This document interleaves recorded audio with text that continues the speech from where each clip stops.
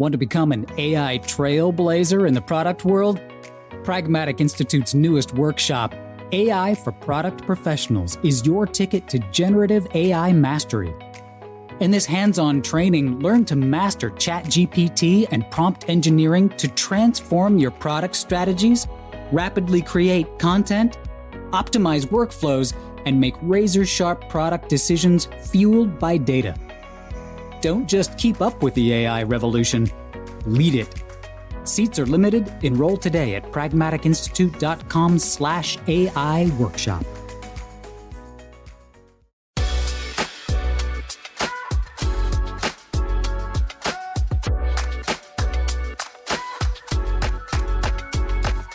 Hello, and welcome to the Pragmatic Product Chat series, where we tackle the biggest challenges facing today's product management, product marketing, and other market and data-driven professionals with some of the best minds in the industry.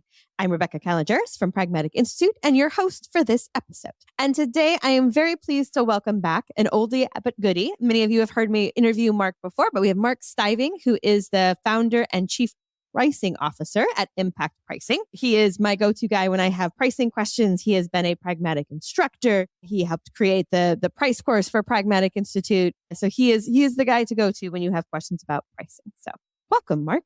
Well, thank you, Rebecca. This is going to be fun as always. Yes. All right. So I actually want to start with a little bit of a different question. For those who've not heard some of the Mark Stiving episodes before, and of course you can go check this out, but I kind of want to hear your origin story, Mark.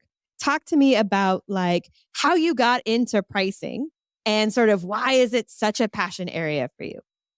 I remember being 12 years old and going to the grocery store with my mother, and I would see prices that ended in 9, right? So 69 or 99. And I always wondered, why do companies do that? Do they think we're stupid? Right? I mean, we know 99 is really $1. What's the big deal? So maybe 20 years later, I was in a doctoral program at UC Berkeley, and I was playing with scanner panel data. Now, this is the data that grocery stores collect when you use your loyalty cards. And I was able to test whether this 9-cent thing really works or not. Turns out it does. And then I was able to figure out why using all these data analytic tools. And it turns out the reason it works is we are lazy subtractors. Right? So we don't subtract 83 and 65. We just subtract the 8 and the 6 and call it 20-cent difference. And so I became addicted to understanding how people use prices to make decisions. And once you start to go down that path and you really understand that, then you start saying, well, how is it that companies make decisions? Knowing how people make decisions. And that's really where I come from in this world of pricing. I love that. And I think what's interesting, and I've known you now almost 10 years, and I've traveled several times with you, and I've seen you do this, and I also now find myself doing it. Like, pricing is everywhere, right? I mean, once you start looking at it and thinking about it and wondering, like, why are the movie theater prices that way? And how about the hotel rooms? And that's like, it's everywhere. So there are so many opportunities to see great examples of it, to see how people interact with it. And then even like sometimes to think about how it got you, right? Like what made that price okay? So it's a very rich area to explore. That is for sure. And I have to say, every time I see pricing, I try to say, does that make sense to me or not? And if it doesn't make sense, then either I believe they're making a mistake or they know something I don't know. And now it's time for me to go figure something new out or to see, why did they do that? And why does that work? And it's always thinking about new things in pricing. Yes. There is no one price fits all for this topic. All right. So today we're going to talk about pricing fences, right? A little bit about what they are, how they're used, why they can be important, right? How could people leverage them? So let's start with the basic question, Mark. What is a pricing fence? So before you ask the question that way, I was about to say, well, fences are priced at around $10 a foot. Well, it depends if you want a chain link fence or... Yeah, exactly. What kind of fence are we after here? But the real question is, what are pricing fences? We hear this term in the world of pricing a lot, pricing fences. And when I step back to think about it, because you told me you wanted to talk about this, I realized that I almost never talk about pricing fences. But I talk about the thing pricing fences does all the time. So pricing fences are really the implementation methodology around how we do price segmentation. So we talk about price segmentation, and imagine I take two different people and I say, I want to charge you $1, I want to charge you $1.50. Well, if I just put up a sign that says $1 for some people, $1.50 for other people, and you walk in and you get to choose, you're going to choose the dollar price every time. But what I really want to do is find a way to make it so you can't choose, because I know you're rich, right? You can't choose the dollar price. You have to choose the $1.50 price. And so the price fence says, how do I keep one price from the people who would rather, I mean, everybody wants to pay less. Right. But how do I keep the lower price from people who are willing to pay more? How do I keep you in an area and not maybe able to like peek over the fence at the other price, right? Yes. And so if we go through, I'm going to teach a little bit of the pragmatic price course for just a second, right? Because we talk about price segmentation. And in that class, we talk about 3 different methods, really 4 different methods for price segmentation. So those happen to be customer characteristics, transaction information, behaviors, and then products. So let's take each one of those briefly. Let's start with customer characteristics. So what are characteristics of customers? We often think to ourselves, well, senior citizens have a lower willingness to pay, so we want to charge them a lower price. Well, how do they keep me? Well, actually, I've now reached the point where I can build senior citizen pricing. I was going to make the joke, Mark. And you stole it from me. How can they keep you from getting a senior citizen price?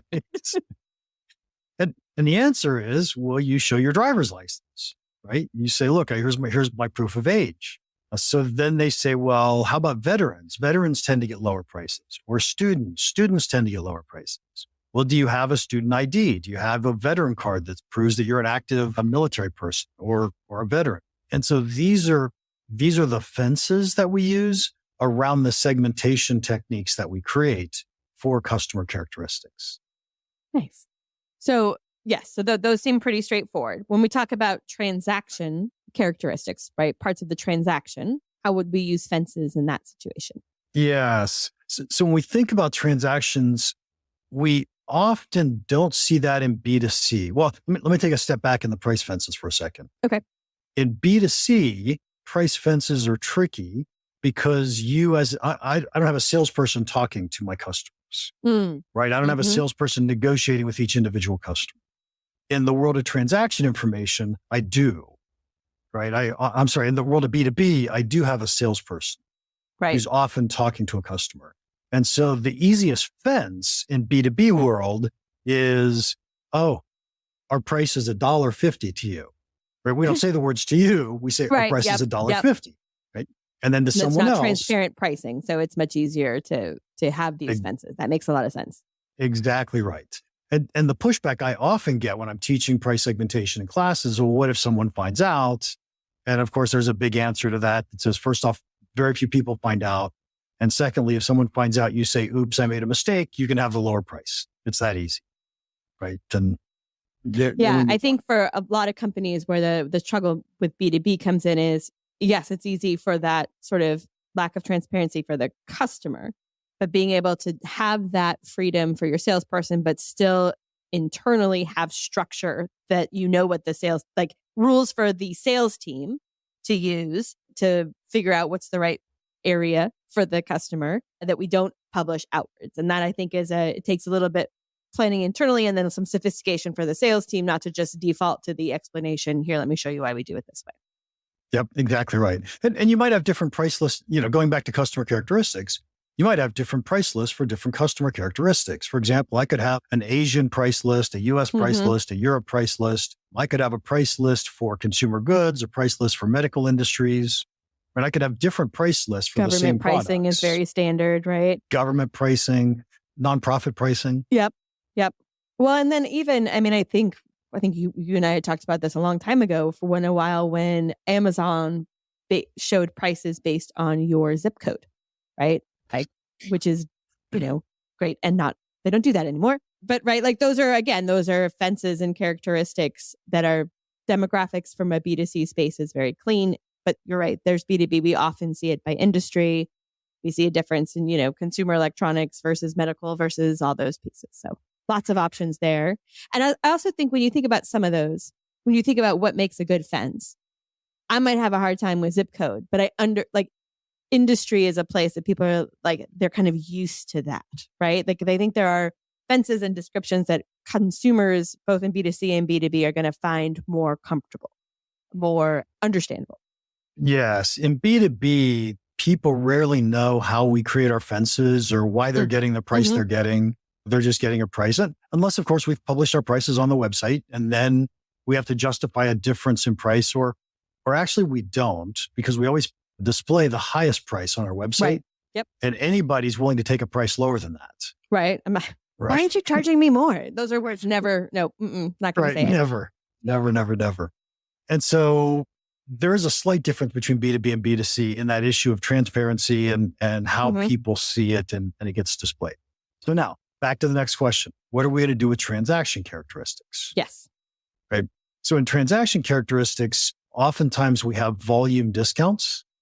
Yep. Right. So that's a transaction characteristic. Sometimes we put surcharges on speedy delivery. And we'll even see this in B2C, right? Do you want this delivered today? Great. We can do that with this price point. And maybe they say they're charging for delivery, but it doesn't matter where the bill comes from.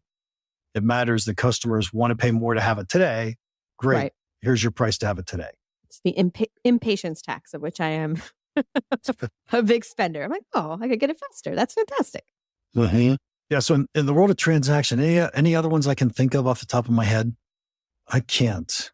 So volume, you have speed. I mean, I guess so typically kind of payment terms could be one, right? Like it absolutely could. In the B2B world, there's a lot we can learn about transactions. So we can learn, are you looking at anybody besides us, right? So is this a will I decision or a which one decision? Or we could say, who's the competitor you're looking at? So if you're looking at our roughest, most aggressive competitor, maybe we give you a much better price. And if you're looking at someone who never discounts and they're not that great, we're probably not giving you much of a discount. And so these are pieces of information we use to set our segmentation. But the fence itself is our salesperson saying, here's your price. Which I think is one of the reasons that so many B2B things, they don't have publicly, published price lists, much to every consumer's complaints. Yes. Okay, so you're going to ask the next one, which is possibly the hardest one. No, maybe not. It's behaviors. Behaviors. So behaviors is really hard because it doesn't really apply a lot in the B2B world. But in the B2C world, it's always a price fence whenever we do behaviors type segmentation. So here's a great one. A coupon is a price fence. So the reason that behaviors work so well is because we're essentially putting a hurdle up in someone's way to say, hey, you've got to jump this hurdle to prove to me that you're price sensitive before I give you a lower price. So I'm just giving you a task to do to prove price sensitivity. And a coupon is exactly that. So if I give you a coupon and you're willing to take the time to clip it out and store it and go to the right store and get the right item and get the coupon out at the cash register and go through all that for your 10-cent discount, then go for it. It's up to you. But that is a fence because people who aren't price sensitive won't do that. Yes. And it's it's the effort you put forward. And there are somewhat similar ones, I would think, in B2B. I don't know if you would consider these behavior fences, but sometimes you get a lower price if you are a reference, if you agree to be a reference account or to do a case study, those kind of things. Or maybe if that might be a different one, but if for something like a service, if you will do the service in a downtime, right? Yes, you want a consulting. No, I'm too expensive for you, but hey, we're always really slow in the summer. If you'll do it then we could do something like that. I think those fit in behaviors and possibly as fences. A lot of the things that we talk about often fit in more than one price segmentation area. And a lot of things when we start tweaking what we offer or deliver to the customer, I start putting those in the product category. Okay. But totally okay with saying, hey, what I always tell my client or my customers, my students is I don't really care if you label it right. I care if you think about it. Yes. Because this is, I mean, one of the reasons we're talking about price fences is we talk a lot about segmentation and just how much additional revenue it can unlock by really understanding what the willingness to pay at a segment level and not an overall level. But in order to take advantage of that, you have to be able to actually like execute the plan, right? And then these are ways that you are executing the plan. To your point, I can't just randomly say, well, everyone named Bob, come over here. But it does set up what I happen to know is your favorite fence, which lives under the product area. Ooh. And what do you think is my favorite fence? If I was to say your favorite fence, I think it's good, better, best. I think that would be right. Ding, ding. Now, so to be fair, the first three that we talked about, those are three price segmentation techniques that if I've got a single product and I want to be able to charge different prices to different customers, then those three techniques are exactly what I want to use. In fact, I don't have a choice. I'm going to use one or more of those three techniques. However, once we step back and say, hey, wait, I can tweak my product. And by tweaking my product, I can get people who are really price sensitive to still buy from me and people who aren't price sensitive to pay me a whole lot of money. Then I can start to create a product portfolio that makes a lot of sense. And now we think about good, better, best pricing, where what we're trying to do is we're trying to get the super price sensitive people to still buy from us in the good category. And the people who are not price sensitive to buy from us in the best category. And yet most people are going to buy in the middle, right? Most people will buy the better product. And so how do we do this? Oh my gosh, I didn't really prepare to go into this conversation because this happens to be the hardest of all the fences to create. Because what you want to do is right now, the decision we're trying to make is what features do I put in good? What features do I put in better? What features do I put in best?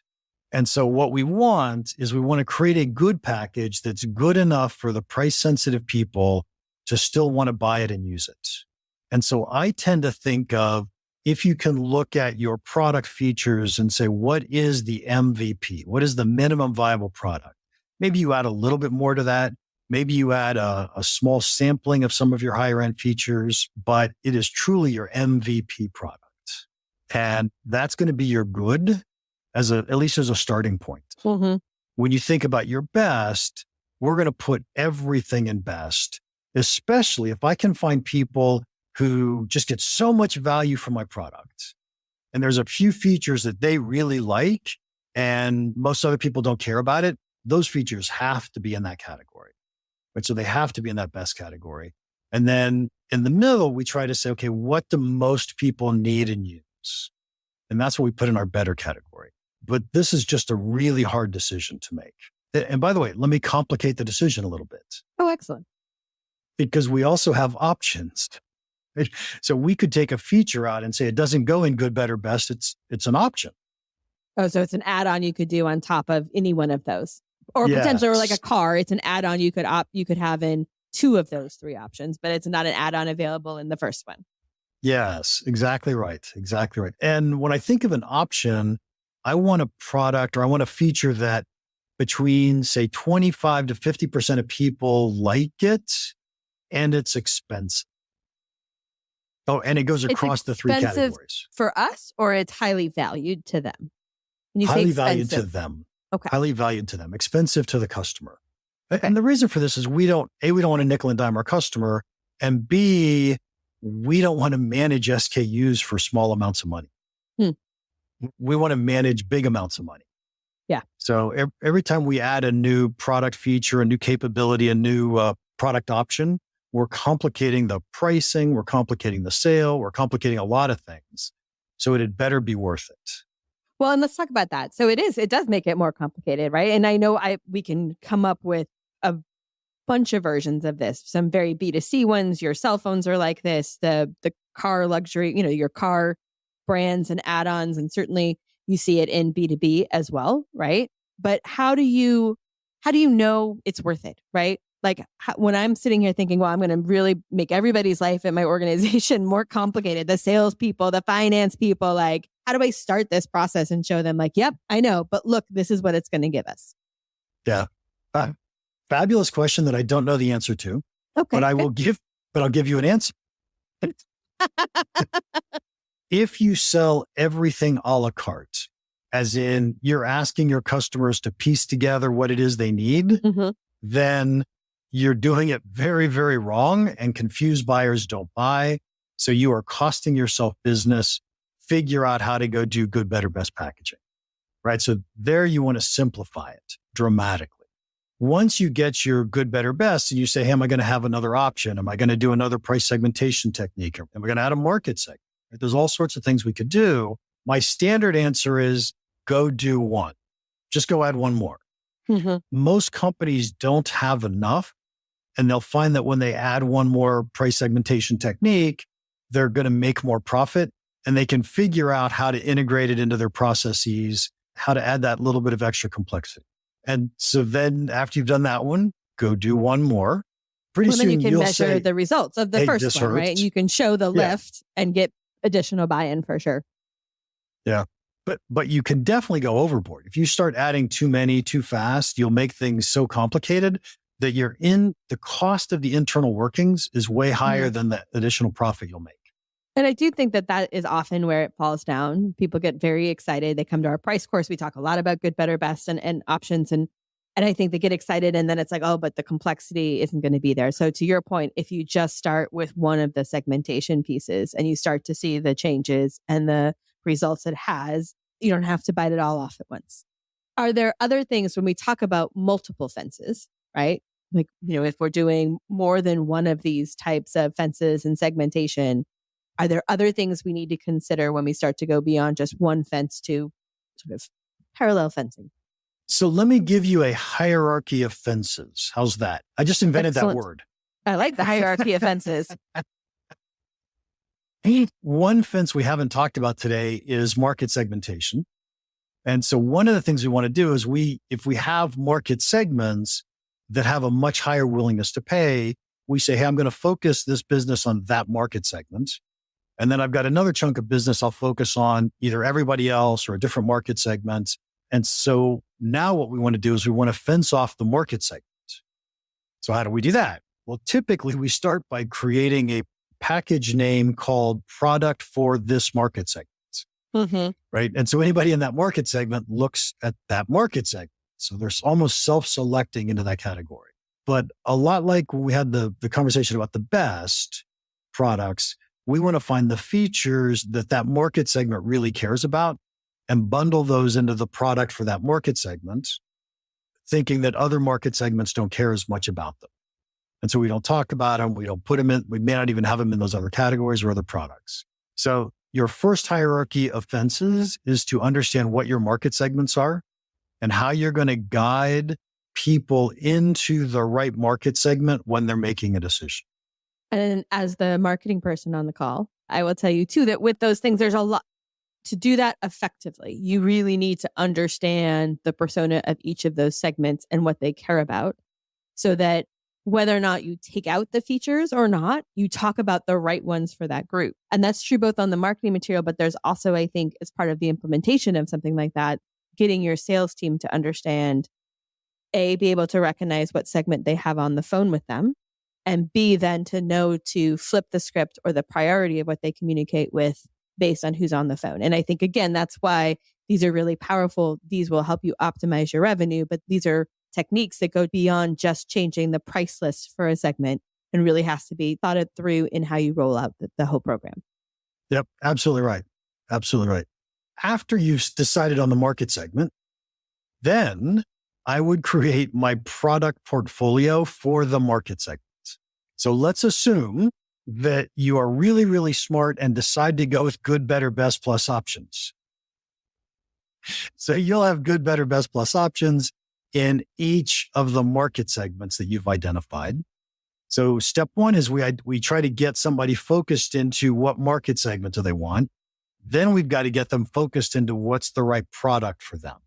And so that's the level of fences that we're going to use next.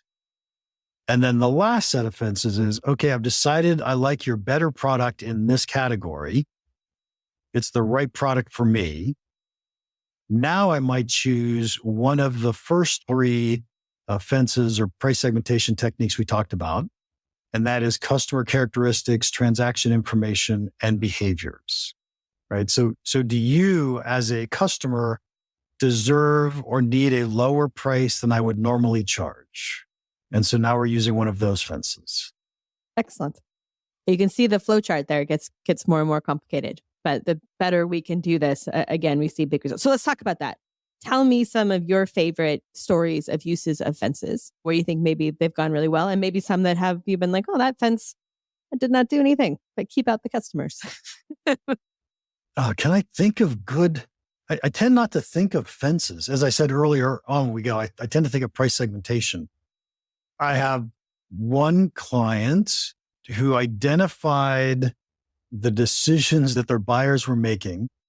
And so because they were selling a will-I product, so there was no competition after they'd already bought into their platform, they ended up raising the prices 180%. Oh, dang. And didn't lose any sales. So was that really a fence? What it really was it was understanding which segment cares about which products. Right? How is it that our customers are making decisions? And is there really anything different other than nomenclature in the idea of price fences versus segmentation? Or is it just, If I were to define the two, I think they would be defined a little bit differently, but they're essentially the same thing. Okay. Where I would think a price segment is, here's a group of people that I'm going to pitch to, sell to, price to, market to, because they're relatively similar, or as Pragmatic would say, they're solving a common set of problems, right? And so I would consider that a segment. And a price fence is, how do I keep you, Mr. Higher willingness to pay person in this segment, from going into a different segment and buying at a lower willingness to pay? So how do I help you identify and feel that this is the right segment for you? Or how do I keep you knowing about there are no other segments, right? Like it is, okay. Nope, that's helpful. Yeah. So let me, actually I'll talk about fences in a negative way for a second. Not negative, but in a challenging way. Back long before I joined Pragmatic, I was in the semiconductor industry. We would sell product to companies. So we're going to sell a product to HP, let's say, right? And we would also sell it to a contract manufacturer. So this is someone who makes iPhones, right? So someone who makes products for HP.